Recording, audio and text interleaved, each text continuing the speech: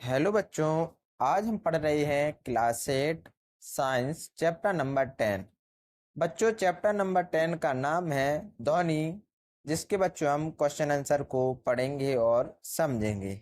तो बच्चों पहला क्वेश्चन है, सही उत्तर चुनिए। ध्वनि संचरित हो सकती है। तो बच्चों बताना है कि ध्वनि किस में संचरित होती है। तो इसमें विकल्प दिए गए हैं कि केवल वायु या गैसों में, केवल ठोसों में, या केवल द्रवों में, या ठोस द्रव गैस तीनों में। तो बच्चों इसका सही आंसर होगा बच्चों ठोस द्रव गैस या तीनों में ध्वनि हमारी गमन कर सकती है बच्चों, संचरित हो सकती है। अब है आगे बच्चों दूसरा क्वेश्चन है कि निम्न निम्न में से किस वाग ध्वनि की आवृत्ति न्यूनतम होने की संभावना है। यानी कि बच्चों किसकी जो वाग ध्वनि की आवृत्ति न्यूनतम होती है, छोटी लड़की की, छोटे लड़के की, पुरुष की या महिला की। तो बच्चों हमारा ऑप्शन नंबर 1 सही होगा, छोटी लड़की की। छोटी लड़की की बच्चों ध्वनि की आवृत्ति न्यूनतम होती है। इसके बाद है बच्चों हमारे सत्ता सत्य। तो बच्चों हमें क्या करना है कि निम्नलिखित कथनों में से सही कथन के सामने टी और गलत कथन के सामने एफ का निशान लगाइए। यानी कि बच्चों पहला कथन है कि ध्वनि निर्वात में संचरित नहीं हो सकती है। तो बिल्कुल बच्चों राइट, यह ध्वनि निर्वात में गमन नहीं कर सकती, इसे किसी न किसी माध्यम की आवश्यकता होती है बच्चों। अब है बच्चों दूसरा हमारा सत्य सत्य है कि किसी कंपित वस्तु के प्रति सेकंड होने वाले दोलनों की संख्या को आवर्तकाल कहते हैं। तो बच्चों इसका हमारा आंसर होगा असत्य। तो बच्चों आवर्तकाल नहीं कहते, क्या कहते बच्चों, उसको कहते हैं आवृत्ति। क्या कहते हैं बच्चों, प्रति सेकंड होने वाले दोलनों की संख्या को क्या कहते हैं, आवृत्ति कहते हैं। इसके बाद बच्चों तीसरा है बच्चों कि तीसरा सत्य सत्य है कि यदि कंपन का आयाम अधिक है तो ध्वनि मंद होती है। तो बच्चों गलत। यदि कंपन की का आयाम अधिक है तो ध्वनि तीव्र होती है, मंद नहीं होती है। तो बच्चों हमारा कथन कैसा है, ये असत्य। इसके बाद है बच्चों मानव के लिए तीव्रता का परास 20 हर्ट्ज से 20,000 हर्ट्ज होता है। तो बच्चों बिल्कुल राइट, हमारा क्या होगा बच्चों, ट्रू होगा ये कथन। इसके बाद है कि कंपन की आवृत्ति जितनी कम होगी तारा तो उतना ही अधिक होगा। तो बच्चों नहीं, हमारा यह कथन कैसा है, फॉल्स। कैसा है बच्चों, फॉल्स। इसके बाद 6 वाला कथन है, देखिए कि अवांछित या अप्रिय ध्वनि को संगीत कहते हैं। तो बच्चों नहीं कहते, संगीत नहीं, क्या कहते हैं बच्चों, से शोर कहते हैं। इसके बाद 7 वाला कथन है कि ध्वनि प्रदूषण आंशिक श्रवण अशक्तता उत्पन्न कर सकता है। तो बच्चों हाँ, ध्वनि प्रदूषण हमारे श्रवण यानी सुनने की शक्ति को कम कर सकता है, बिल्कुल राइट। अब है इसके बाद बच्चों क्वेश्चन नंबर 4। तो बच्चों क्वेश्चन नंबर 4 में हमें क्या करना है, रिक्त स्थानों की पूर्ति करना है। तो बच्चों इसमें है कि किसी वस्तु द्वारा एक दोलन को पूरा करने के लिए गए समय को क्या कहते हैं बच्चों, तो आवर्तकाल कहते हैं। क्या कहते हैं बच्चों, आवर्तकाल कहते हैं। आवर्तकाल हमारा सही आंसर होगा। इसके बाद दूसरा खाली स्थान है कि प्रबलता कंपन की खालिस्तान पर निर्भर करती है। तो बच्चों प्रबलता कंपन के खालिस्तान पर निर्धारित करती है। किस पर निर्धारित करती है बच्चों, तो आयाम पर। किस पर निर्धारित करती है बच्चों, आयाम पर निर्धारित होती है बच्चों प्रबलता। इसके बाद बच्चों आवृत्ति का मात्रक क्या होता है, तो बच्चों आवृत्ति का मार्ग होता है हर्ट्ज। क्या होता है बच्चों, हर्ट्ज। आवृत्ति का मात्रक हर्ट्ज होता है। इसके बाद बच्चों हमारा चौथा खालिस्तान है कि अवांछित ध्वनि को क्या कहते हैं, तो बच्चों अवांछित ध्वनि को शोर कहते हैं। क्या कहते हैं बच्चों, शोर कहते हैं। इसके बाद पांचवा खालिस्तान है कि ध्वनि की तीक्ष्णता कंपनों की खालिस्तान से निर्धारित होती है। तो बच्चों ध्वनि की जो तीक्ष्णता होती है आवृत्ति से निर्धारित होती है। क्या होती है बच्चों? आवृत्ति से निर्धारित होती है, उसकी क्या होती है? ध्वनि की तीक्ष्णता। इसके बाद बच्चों अगला क्वेश्चन है कि एक दोलन 4 सेकंड में 40 बार दोलन करता है, तो इसका आवर्तकाल तथा आवृत्ति ज्ञात कीजिए। तो बच्चों हमें क्या करना है, देखिए आवर्तकाल सबसे पहले क्या निकालना है? आवर्तकाल। तो बच्चों आवर्तकाल का फॉर्मूला क्या होता है बच्चों? तो आवर्तकाल का होता है बच्चों कि 40 दोलन पूरा करने में लगा समय बटे दोलनों की संख्या। तो बच्चों 40 दोलन में कितना समय लगा था? तो बच्चों 4 सेकंड लगा था। और दोलनों की कितनी संख्या बच्चों? 40 है, यानी 40 दोलनों में 4 सेकंड का समय लगता है। तो 4 से हमने 40 को 4 एकम 4 और 4 से इसको काटा तो ये 10 बार जाएगा। तो हमारा सही आंसर कितना आएगा बच्चों? 1/10 सेकंड। और बच्चों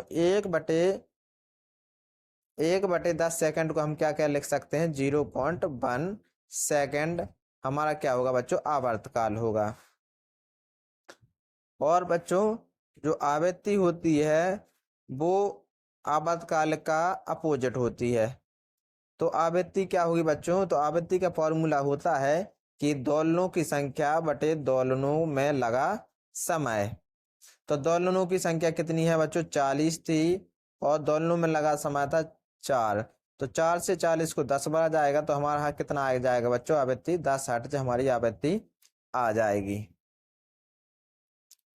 अब है बच्चों क्वेश्चन नंबर 6। क्वेश्चन नंबर 6 है कि एक मच्छर अपने पंखों को 500 कंपन प्रति सेकंड की औसत दर से कंपित करके ध्वनि उत्पन्न करता है। तो कंपन का आवर्तकाल कितना होगा? तो बच्चों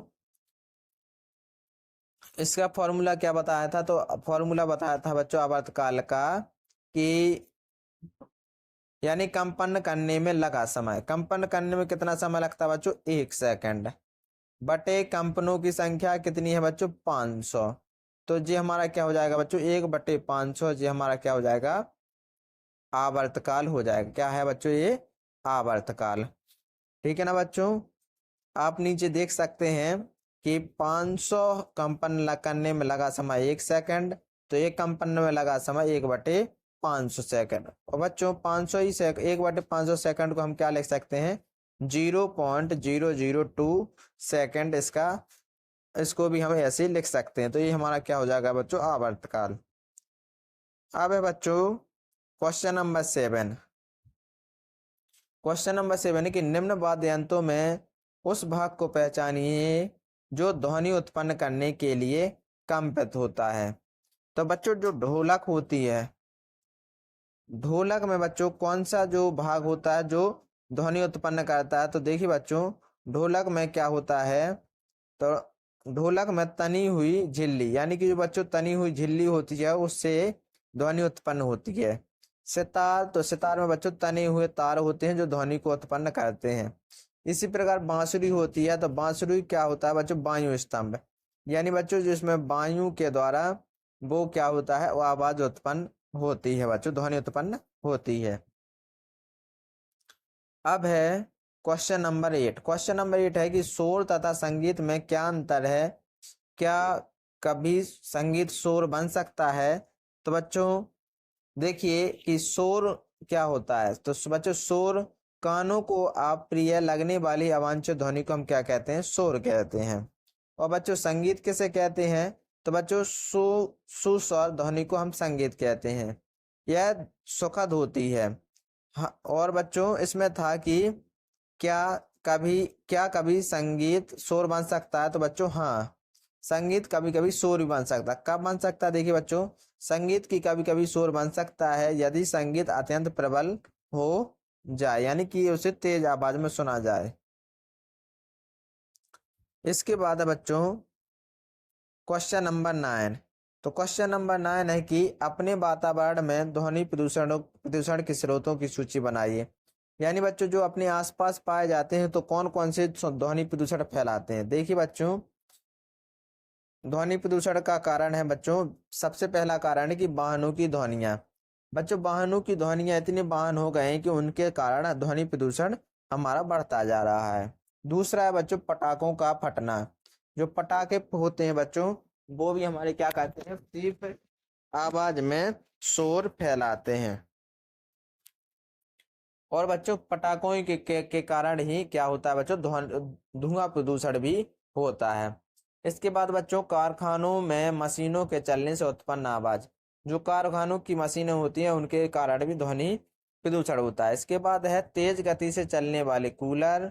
और बच्चों ऊंची आवाज में चलाए जाने वाले टीवी, रेडियो, लाउड स्पीकर आदि, ये हमारे क्या कहते हैं, ध्वनि प्रदूषण को फैलाते हैं।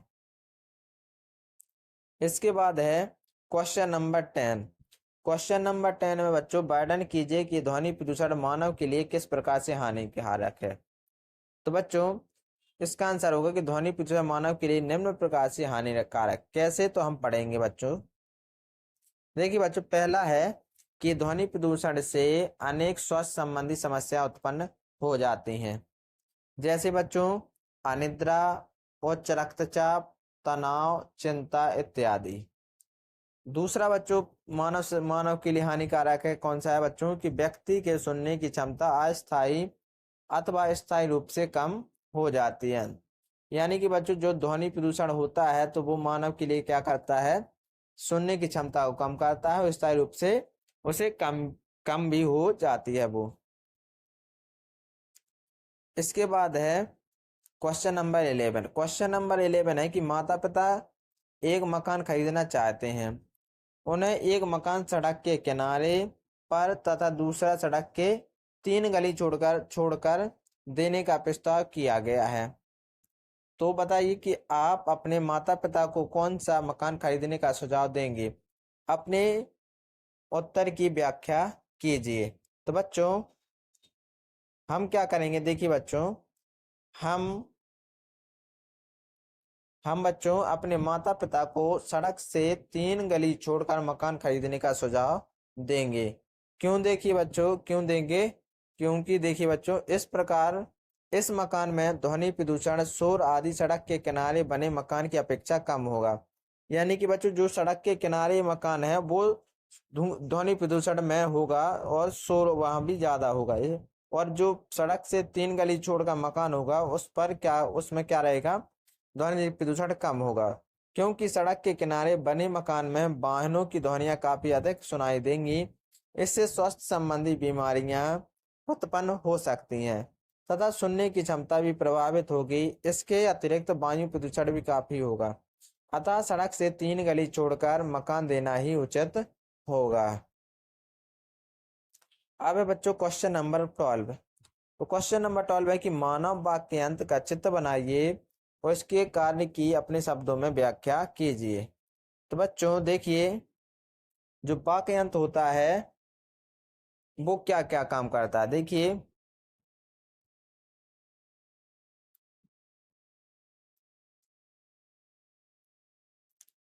तो बच्चों मनुष्य में वाक्य अंत श्वास नली के ऊपरी सिरे पर होता है। कहाँ होता है, श्वास नली के ऊपरी सिरे पर। इसका कार्य ध्वनि उत्पन्न करना है। वाक्य अंत के आर पार 2 तनित अवस्था में वाक् तंतु होते हैं। उनके बीच में वायु के निकलने के लिए एक संकीर्ण झिरी बनी होती है। जब फेफड़ों से वायु झिरी में होकर बाहर निकलती है तो वाक् तंतु कंपित होते हैं। वाक् तंतुओं के कंपित होने से ध्वनि उत्पन्न होती है। वाक् तंतुओं से जुड़ी मांसपेशियां तंतुओं को तना हुआ या ढीला कर सकती हैं। जब वाक् तंतु बने जब वाक् तंतु तने हुए पतले होते हैं तब वाक् ध्वनि का प्रकार उस वाक् ध्वनि से भिन्न होता है। और जब वे ढीले और मोटे होते हैं। तो बच्चों वाक् तंतु के बीच में कौन सी होती है, एक संकीर्ण झिरी होती है। और संकीर्ण जब फेफड़ों के द्वारा उस वायु झिरी से होकर बाहर निकलती है तो बच्चों वाक् तंतु कंपित होते हैं, और जिससे बच्चों क्या होती है, वाक् तंतुओं के कंपित होने से ध्वनि उत्पन्न होती है बच्चों। और यहाँ पर देखिए ये हमारा क्या बना है, मानव वाक् तंतु का चित्र बना हुआ है। तो बच्चों अब है अगला क्वेश्चन 13। तो बच्चों 13 क्वेश्चन है कि आकाश में तड़क तथा मेघ गर्जन की घटना एक समय पर तथा हमसे समान दूरी पर घटित होती है। हमें तड़क पहले दिखाई देती है तथा मेघ गर्जन बाद में सुनाई देता है। क्या आप इसकी व्याख्या कर सकते हैं? तो बच्चों हम इसकी व्याख्या कर सकते हैं। हाँ, हमें तड़क पहले दिखाई देती तथा मेघ गर्जन बाद में सुनाई देने का कारण यह है कि वायु में प्रकाश का चाल 3 × 10⁸ मीटर प्रति सेकंड होता है और ध्वनि की चाल 330 प्रति सेकंड से काफी अधिक है। इसलिए हमें तड़क पहले दिखाई देता है और मेघ गर्जन बाद में। यानी कि बच्चों जो बिजली यानी तड़क होती है उसकी गति बच्चों ध्वनि की गति से तेज होती है, इसलिए हमें तड़क पहले दिखाई देती है।